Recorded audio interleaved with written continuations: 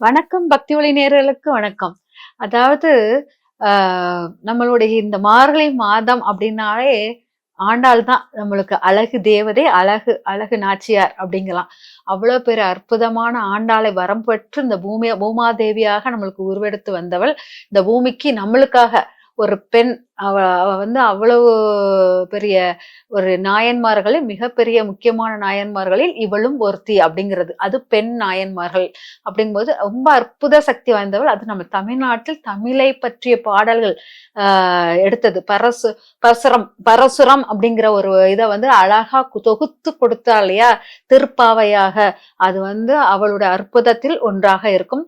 அந்த பரசுரத்தில் வந்து 27வது பரசுரம் தான் கூடாரவள்ளி அப்படிங்கிறோம். இந்த கூடாரவள்ளிங்கிறது என்னன்னா அவதான் எழுதியிருக்கா கூடாரவள்ளி. அந்த பரசுரத்தில் 27வது பரசுரம். இந்த 27வது பரசுரம் வந்து சந்திரன் கேது அப்படின்னு சேர்க்கை. 27வது பரசுரத்தினுடைய கிரக சேர்க்கை வந்து சந்திரன் கேது. மனதை அடக்குதல், மனதை ஒடுக்குதல், உடலை ஒடுக்குதல் அப்படிங்கறதுதான் சந்திரன் கேது. இந்த சந்திரன் கேது பாத்தீங்கன்னா நம்மளுடைய மனம் உடல் எல்லாத்தையும் ஒன்றிணைத்து இறைவனுடன் ஐக்கியமாகுதலை நம்ம எடுத்துக்கொள்ளலாம் அப்படிங்கிறது. இந்த இடத்தில் இந்த பாடலில் தான் அவள் வந்து தன்னுடைய ரங்கநாதனை, தன்னுடைய நாயகனான ரங்கநாதனை அடைவதற்காக அவர் ரொம்ப போய் அவருடன் ஒன்று கலந்த திருவொளியாக மாறிய நாள் இந்த இந்த நாள் தான், கூடாரவள்ளி நாள் தான். இந்த நாள் வந்து ரொம்ப விசேஷமான நாள். இந்த நாளை வந்து நம்ம ரொம்ப பவர்ஃபுல்லா, யாருக்கும் இதை வந்து அவ்வளவு வெளிப்படையாக யாரும் இதை பத்தி பேசவே இல்லை. அதுதான் ரொம்ப மனவேதனையான நாள். ஏன்னா இந்த நாள் வந்து ரொம்ப ரொம்ப சக்தி வாய்ந்த நாள். அதாவது ஒரு பெண் மானிட குலத்தில் பிறந்த ஒரு பெண் தெய்வத்தை அடைதல்ங்கிறது மிக சிறந்த ஒரு விஷயம். ஒரு உடல் எடுத்த ஒரு பெண் நம்ம கடவுளாக நியமிச்சு நம்ம கடவுள்கிட்ட நெருங்கவே பயப்படுவோம். அவ கடவுளை நான் தொட்டே அவன் கடவுளை தான் நான் அடைவேன்னு சொல்லிட்டு வைராக்கியத்துடன் தன் உணர்வுகளை உடல்களை எல்லாத்தையும் அடக்கி தன்னை வந்து சுருக்கி கொண்டு வாழ்ந்தா இல்லையா, அதுதான் சந்திரன் கேது. அந்த தன்மை வாழ்ந்து இறைவனை தொடும்போது அவள் எந்த கோலத்தில் போனால் தெரியுமா? தண்டம் அணிந்து, வளையல்கள் பூண்டு, பூக்கள் சூடி, புத்தாடைகள் அதாவது ஆடை அலங்காரத்தில் அவ ஜொலி ஜொலிக்க அவ்வளவு அலங்காரம் பண்ணி தங்கங்கள் எல்லாம் பூண்டு அவள் பெரியாழ்வாருடைய இதுலயே மகள் அளவா அவ்வளவு அலங்காரத்துடன் பூமாதேவியாக ஆண்டாள் வந்து ஸ்ரீ ரங்கநாதருக்கு வந்து தன்னை கொடுக்கறதுக்கு ரெடி ஆகிட்டு இருப்பா. அதுதான் கூடாரவள்ளி. அந்த கூடாரவள்ளியில் பெண்கள் அவ்வளவு அழகா தன்னை அலங்கரித்து நம்ம எல்லாருமே ஆண்டாளுடைய பெண் தோழிகள் அப்படிங்கிற ஒரு பாவனை எடுத்துக்கணும். அவளுக்கு நம்ம வந்து எல்லாத்தையும் சீர் மாதிரி எடுத்துட்டு போகணும். யாருக்கு? நம்ம ரங்கநாதருக்காக, நம்மளுடைய மண்ணில் பிறந்த ஆண்டாளுக்காக, நம்ம பூமாதேவிக்காக எடுத்துட்டு போற சீர்கள் அப்படிங்கிறத எடுத்துக்கலாம். இந்த சீரில் வந்து புடவை, பூவு, வளையல், கொலுசு இதெல்லாம் வச்சு அடுக்கி அவளுக்கு ஒரு தாம்பூலமாக எடுத்துக்கொண்டு நேராக ஆண்டாள் கோயிலில் ஆண்டாளுக்கு வைத்து அப்படியே ஸ்ரீ ரங்கநாதருக்கு எடுத்துட்டு போய் கொடுக்கணும். இங்க வந்து ஆண்டாளுக்கு புடவையை சாத்திட்டு பூவு எல்லாமே நம்ம ரங்கநாதருக்கு கொடுக்கும் போது நம்மளுக்கு ஆண்டாளும் ரங்கநாதரும் சேர்ந்து இருப்பதாக ஐதீகமாக இருக்கும். அவங்களுடைய முழுமையான அங்க அருள் நமக்கு கிடைக்கும். இப்ப நம்ம இதெல்லாம் வந்து நம்ம அந்த காலத்துல பாத்தீங்கன்னா கோயில்களே அவ்வளவு கூட்டம் கிடையாது. ஏன்னா இவ்வளவு கோயிலை பத்தியோ அது அற்புதங்களை பத்தியோ சொல்வதற்கு பரப்புவதற்கு ஆட்கள் மிக கம்மி. இப்ப யூடியூப் திறந்தாலும் இந்த கோயில் இந்த விசேஷம், இந்த கோயில இந்த விசேஷம் அப்படி சொல்லும் போது எல்லா மக்களும் அந்த அற்புதத்தை உணர்வதற்காகவே நிறைய கோயில்களை நிரம்பி வழிகிறீங்க. அதனால நம்ம வந்து இதை சொல்லும் போது இதை வந்து நம்மளால ஒரு ஆள் இல்லை 2 ஆள் நிறைய பேர் செய்யும் போது அதால செய்ய முடியாது. நம்மளால அத்தனை பேருக்கு நம்ம வந்து அத்தனை பேரும் ஆண்டாள் கொடுத்து எடுக்கும் போது கஷ்டம். அதை நம்ம எப்படி பண்ணலாம்னா, ஒரு ஏழை பெண்ணை எடுத்துக்கோங்க, ஒரு ஏழை குடும்பத்தில் உள்ள பெண்ணை எடுத்துக்கோங்க. அந்த பெண் கன்னி பெண்ணாக இருக்கணும், திருமணம் ஆகாத பெண்ணா இருக்கணும். அந்த பெண்ணுக்கு உங்க வீட்டில் ஆண்டாளாக பாவிச்சு ஸ்ரீ ரங்கநாதர் போட்டோ வச்சு வழிபாடு பண்ணி, எதெல்லாம் பூவு, நல்ல புடவை, கொலுசு, முடிஞ்சால் நகை, தங்க நகை, ஒரு குண்டுமணி அளவாச்சு தங்கத்தை வந்து உள்ளுக்கு வச்சு அந்த ஆண்டாளுக்காக படைச்சு ஆண்டாளை நியமிச்சு ஆண்டாளுக்காக நான் இதை வச்சிருக்கேன், ஆண்டாள் நீ வந்து அணிந்து கொள் அப்படி சொல்லிட்டு அவளுக்காக நம்ம வணங்கி அதை வந்து ஒரு ஏழை பெண்ணுக்கு தானம் கொடுத்தீங்கன்னா உங்க வீட்டில் திருமணம் ஆகாத பெண்ணாக இருந்தால் திருமண வைபவங்கள் நடக்கும். யாராச்சும் ஏங்கிய நிலையில், அதாவது பொதுவா பாத்தீங்கன்னா சிம்ம ராசியில் தான் ஆடி பூரத்தில் தான் ஆண்டாள் பிறப்பு. அவள் ஆடி பூரத்தில் பிறந்தவள் ஏங்கிய தன்மையில் தவநிலையில் தவத்தை பெற்று இறைவனை அடைந்தாள் அப்படிங்கிற மாதிரி இருக்கும். அதனால் நம்மளுக்கு சிம்ம ராசியில் பொதுவாக இந்த 3 நட்சத்திரங்கள், அதாவது மகம், பூரம், உத்திரம், இந்த நட்சத்திரத்தில் பிறந்தவர்கள் திருமண வாழ்க்கை ஏக்கிய நிலையில் தான் இருக்கும். திருமண வாழ்க்கை நடந்தாலும் அவங்களுக்கு ஒரு ஏங்கிய நிலை, திருமண வாழ்க்கை நடக்காமலும் ஏங்கிய நிலையில் இருக்கிற மாதிரி இருக்கும்.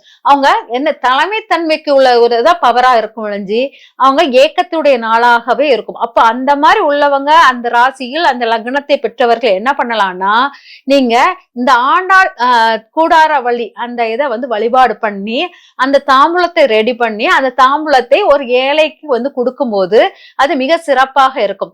அது மட்டும் இல்லாமல் அந்த இது அக்கரா கரசல் அப்படின்னு சொல்லிட்டு அது இருக்கும், வடிசல் அப்படிங்கிறது. அது என்னன்னா அந்த உணவு ஆண்டாள் நமக்கு ரங்கநாதருக்காக பண்ணினாலாம், பண்ணி அவளுக்கு கொடுத்தாலாம். அதாவது நிறைய தயிருடன் நெய்யுடன் சாதம் அப்படி கையில கொலைய வைத்து ரங்கநாதர் நடிச்சு கொடுத்துக்கிட்டு இருந்திருக்கா. அந்த இது நம்ம படையலாக படைப்பது மிக விசேஷமாக இருக்கும். அதை படைச்சு எல்லாருக்கும் நீங்க கொடுக்கணும். எல்லாருக்குமே பால், தயிர், மோர், வெண்ணெய் எல்லா ரூபத்திலும் நம்மளுடைய பெருமாள் இருப்பார். அத அவ அழகா எடுத்திருக்கா.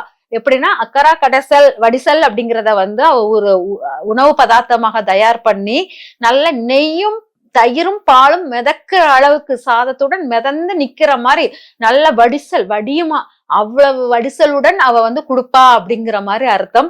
அந்த உணவை நம்ம படைத்து வந்தவங்களுக்கு எல்லாருக்கும் கொடுப்பது மிக சிறப்பாக இருக்கும். அதையும் நம்ம ஆண்டாளுடைய கூடாரவள்ளி நாளில் செய்வது ரொம்ப சிறப்பாக இருக்கும். இந்த ஆண்டாள் கூடாரவள்ளி எப்ப வருதுன்னா ஜனவரி 11ஆம் தேதி வருகிறது. ஜனவரி 11ஆம் தேதி வருது பாத்தீங்கன்னா சனிக்கிழமை வருகிறது. அது மகா பிரதோஷத்தில் வருகிறது. மகா பிரதோஷத்தில் சனிக்கிழமை பெருமாளுக்குள்ளே நாள் அல்லவா, பெருமாளுடைய நாளில் கூடாரவழியாக மாறுகிறாள் அப்படிங்கிறது தான். அவ அந்த இடத்தில் பெருமாளை வெல்வீர் அப்படின்பா. அந்த கூடாரவழி பெருமாளை வென்று விட்டாளாம், அவ பெருமாளுடன் அடைந்து விட்டாள் அப்படிங்கிறது தான். அதனால் கோவிந்தா உன்னுடன் நான் வந்துட்டேன் அப்படிங்கிறது தான். அந்த கூடாரவள்ளி நாளில் மகா பிரதோஷம் சனிக்கிழமை எல்லாம் சேர்ந்து வருவதனால் இந்த ஆண்டாளுடைய முழு அருளும் அதாவது பெருமாளே இந்த வருடத்தில் ஆண்டாளை ஐக்கியமாக்கி விட்டது போல் நம்மளுக்கு தோற்றம் கொடுக்கிற நாள். அதனால் நம்ம அந்த நாளை புடவையுடன் வைத்து வழிபடுவது மிக சிறப்பாக இருக்கும். புடவையுடன் வைத்து வழிபட்டு யாருக்காச்சும் தானம் கொடுத்துட்டீங்கனாலே உங்களுக்கு மிக சிறிய விசேஷமான நாளாக வரும். அதே மாதிரி பூக்கள் அலங்காரம் அதாவது ஆண்டாள் நாளே பூவும் துளசியும் தாங்க. ஏன்னா பூவுடன் பூவை தொடுத்து பெருமாளுடைய மனசையும் தொடுத்துட்டா இல்லையா, கோத்து வச்சுட்டா இல்லையா, அதனால பூவுடன் அவ சேர்ந்து இருக்கிறாள். அதே மாதிரி துளசியின் அடியில் பிறந்தவள் அல்லவா, மண் தத்துவத்துக்குரியவள். அதனால துளசியுடன் சேர்ந்தவள் இல்லையா. கோலத்திலும் செம்மண் கோலம் விடுவது மிக சிறப்பாக இருக்கும். கோலம் போட்டு அதுல செம்மண்ணையும் சேர்ந்து போடுவது அந்த கூடாரவழி நாளில் ரொம்ப விசேஷமாக இருக்கும். துளசி மாடத்துடைய பூஜைக்குடன் கூடாரவழி பூஜைகள் செய்யும் போது மிக சிறப்பாக அவ பிறப்பில் இருந்து தோன்றி அவ இறைவனிடம் அடையும் வரைக்கும் அந்த பூஜைகள் இருக்கணும். அப்பனா துளசியை முதல்ல பூஜை செய்யணும். துளசிக்கு நல்ல விளக்கெல்லாம் போட்டு கோலம் போட்டு விளக்கெல்லாம் போட்டுட்டு அதுக்கு துளசி மாடத்துக்கு மாலை எல்லாம் அணிவிச்சுட்டு அதுக்கு ஒரு புடவையோ சின்ன ஒரு துணியை வைத்து கட்டி அதை கும்பிட்டுட்டு அதுக்கப்புறம் அவ பிறந்த வீட்டுல இருந்து துளசிங்கிற பிறந்த வீட்டுல இருந்து எங்க வரா, சரி ரங்கநாதருக்கு வரா. உங்க பூஜை ரூமில் ரங்கநாதருக்கு இந்த படையெல்லாம் வைக்கணும். அவருடைய புடவை கொலுசு தங்கம் இதெல்லாம் வளையல் பூக்கள் இதெல்லாம் வச்சு அப்புறம் நம்மளுடைய பிரசாதத்தையும் வைத்து வழிபாடு பண்ணிட்டு அவருடைய முழு அருள் கடாட்சமும் உங்களுக்கு அப்படியே உங்களுக்கு கொடுக்கும்.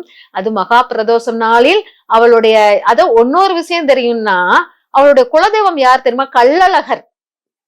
ஆண்டாளுடைய குலதெய்வம் கள்ளழகர். அந்த கள்ளழகர்கிட்ட போய் வேண்டுதல் வச்சப்பதான் சரி ரங்கநாதர்கள் போய் ஐக்கியமானாலும். கள்ளழகருடைய உடைய இது போய் தொட்டுட்டு அதுக்கப்புறம் தான் ஐக்கியமானால். அந்த இடத்தில் ராமானுஜர் அவளுக்கு ரொம்ப நாள் ஆசையாம். அவளுக்கு 1000க்கு மேல அக்கரா வடிசல் பண்ணி கொடுக்கணும் அப்படின்னு ஆசையாம். அந்த ஆசை நிறைவேறாமல் போயிடுச்சான். ஸ்ரீ ராமானுஜர் அந்த ஆசையை நிறைவேற்றினார் அப்படிம்பாங்க. அவர் தன் ஆண்டாள் என்ன செய்யணும் ஆசைப்பட்டாலோ அந்த பிரசாதத்தை ஆயிரக்கணக்காக பண்ணி எல்லாருக்கும் பண்ணி கொடுத்தார் அப்படிங்கிறது உண்டு. அப்பங்கும்போது அதனால ராமானுஜரை அண்ணா அப்படின்னு கூப்பிடுவாளாம். தன்னுடைய அண்ணா தங்கைக்காக பண்ண விஷயம் அப்படிங்கறதுனால ராமானுஜரை அண்ணான்னு சொல்லி கூப்பிடுவா அப்படிங்கறதும் உண்ணா. அப்போ இந்த பிரசாதமும் இங்க முக்கியமான முக்கியத்துவம் உண்டு. நீங்க தயிர், வெண்ணெய், பால் இதெல்லாம் சேர்ந்த ஒரு அதையும் ரொம்ப முக்கியத்துவமாக எடுக்கிறாங்க. இதெல்லாமே மிகப்பெரிய ஒரு பாக்கியமான ஒரு விஷயம். இந்த கூடாரவள்ளி வழிபாடு இத ரொம்ப சிறப்புடன் கொண்டாடி வாழ்வில் மிக சிறந்த வெற்றிகளும், இந்த உலக வாழ்க்கையில் நிறைய நம்ம வெல்ல வேண்டியது இருக்கு. அந்த வெல்லுதலை இந்த கூடாரவள்ளி நம்மளுக்கு பலனாக அமைச்சு கொடுக்குங்க. நன்றி, வணக்கம்.